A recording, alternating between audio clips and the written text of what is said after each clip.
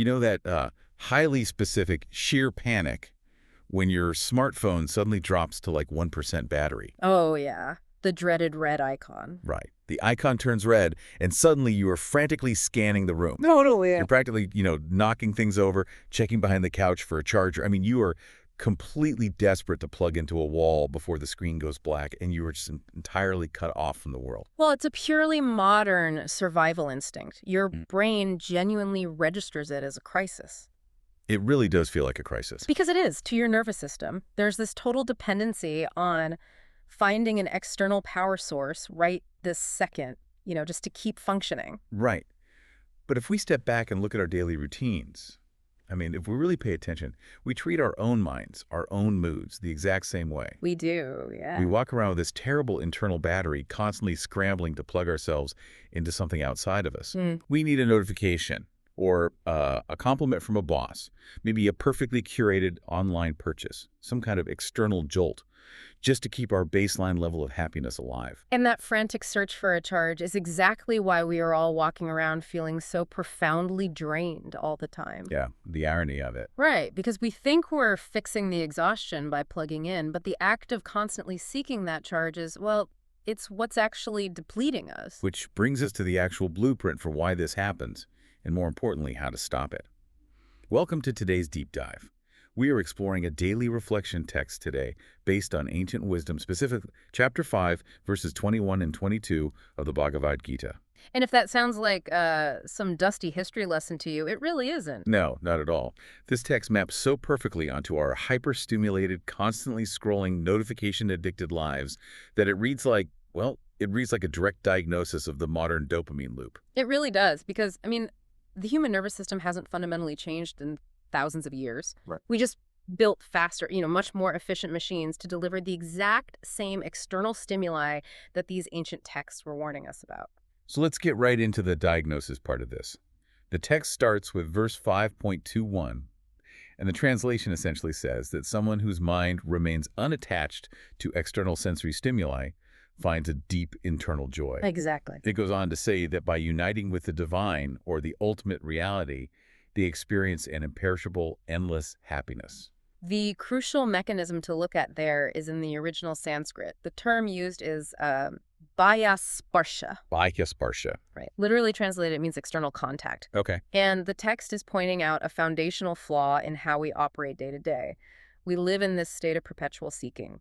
We rely almost entirely on bayasparsha, on that external contact, to regulate our internal temperature. It's like using the outside world as your emotional thermostat. That is a great way to put it, yeah. Like if it's warm outside, say, people are validating you or your work project goes well, maybe you get a rush of likes on a photo, you feel warm inside. But the second the environment turns cold, or honestly even just neutral and quiet, your internal battery immediately drops to zero. You have no internal insulation. And that lack of insulation means your peace is incredibly fragile. Extremely fragile. Because you are outsourcing your stability to an environment that, by definition, you cannot control. Right. I mean, the boss might just be in a bad mood. Exactly. Or the internet might go down, the new gadget you ordered might arrive broken. Yeah. If your identity and your sense of okayness are reliant on those external circumstances lining up perfectly, you are basically signing up for a full-time, high-stress job of trying to micromanage the universe. And think about what that actually looks like for you, the listener, on like a random Tuesday morning. The alarm goes off, and before your feet even touch the floor, before you've even had a glass of water, what do? You reach for the phone. You reach over, grab the glowing rectangle, and let the blue light hit your face. Yeah. You're checking emails, checking the news, looking to see if anyone texted you while you were asleep. Yeah. You are instantly looking for a charge from outside yourself to jumpstart your engine. It's the ultimate form of bayasparsha. I mean, you haven't even established who you are for the day, and you are already asking the external world to dictate your mood. Wow. Yeah, that's so true. And because the external world is chaotic and constantly fluctuating, you just spend the rest of the day on an emotional roller coaster. Oh, wait, let me play devil's advocate here for a second. Go for it. When the package arrives, or when I get the promotion, I do feel good. The dopamine hits, and the rush is real. It works, at least for a minute. Sure, yeah. So why does verse 5.22, the very next section of this text, call these temporary pleasures the breeding grounds of misery? It's a strong phrase. It seems like a massive leap. It's one thing to say relying on external things is fragile, but calling it a breeding ground for misery. To understand why it's not a leap, we actually have to look at the biology of how that rush works.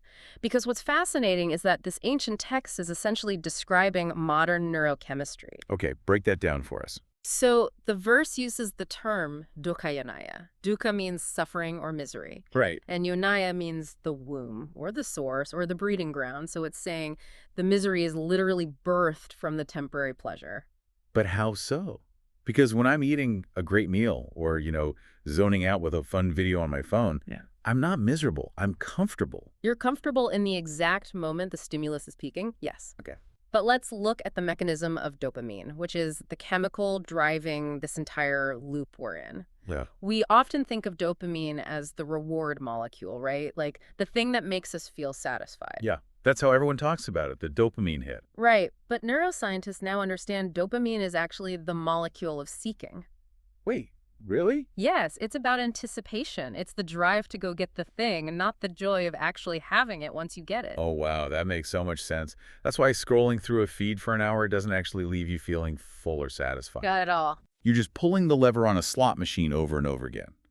The dopamine is making you swipe to see what's next, promising a reward that never really arrives. Exactly. And every time you pull that lever, your brain wants to maintain homeostasis. It wants balance. Okay. So if you flood it with a huge unnatural spike of dopamine from an external source like infinite scrolling or compulsive online shopping or even highly processed sugar, your brain compensates by downregulating its own natural dopamine receptors. So the crash isn't just a side effect or an accident. The crash is a direct biological response to the spike. It is inextricably linked. The hangover is born from the alcohol. Wow. The emptiness is born from the scrolling. This is exactly why the verse calls them dukkha, the breeding grounds of misery. By indulging in the massive external spike, you are actively degrading your brain's ability to feel just a baseline level of joy the next day. So you need a bigger hit of the stimulus just to feel normal again. Exactly. You're building a tolerance. That is the law of diminishing returns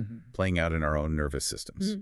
And it ties right into the next phrase in that verse. It says, these pleasures are adiantavanta, which translates to having a beginning and an end, meaning they have an expiration date built right into them.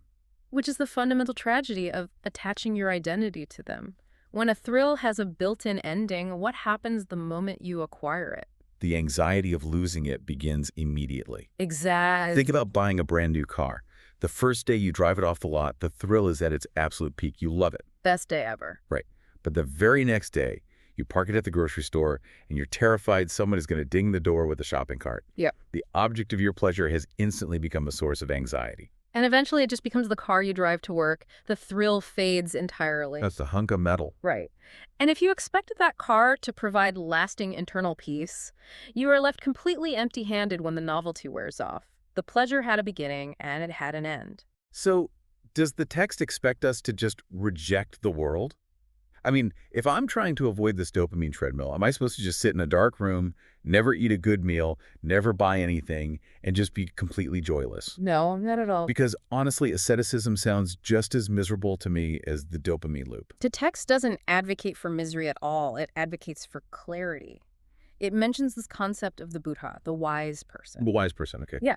The wise person still lives in the physical world. They eat the meal, they drive the car, they participate in society, but they possess emotional intelligence. They recognize the mirage for what it is. Meaning they don't expect the temporary thing to do the heavy lifting of their soul. Right. They enjoy the taste of the food without staking their entire week's happiness on the restaurant being perfect. I see. When you know something is temporary, when you truly accept that it has a beginning and an end, you are free to just experience it. You stop demanding that a piece of cake or a promotion or a social media post provide you with permanent existential validation.